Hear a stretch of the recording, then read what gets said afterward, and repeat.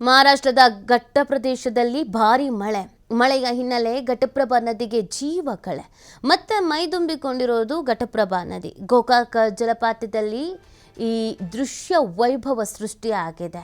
ಬೆಳಗಾವಿ ಜಿಲ್ಲೆ ಗೋಕಾಕ್ ತಾಲೂಕಿನ ಜಲಪಾತ ನದಿ ಮಟ್ಟ ಹೆಚ್ಚಳದಿಂದ ಬ್ರಿಡ್ಜ್ ಕಮ್ ಬ್ಯಾರೇಜ್ ಮುಳುಗಿದೆ. ಗೋಕಾಕ್ ನಗರ ಹಾಗೂ ಶಿಂಗಾಳಪುರ ಗ್ರಾಮದ ಮಧ್ಯದ ಬ್ಯಾರೇಜ್ ಮಳೆ ಮುಂದುವರೆದ ಹಿನ್ನೆಲೆ ನದಿ ಹಾಗೂ ಜಲಪಾತಕ್ಕೆ ಜೀವ ಕಳೆ.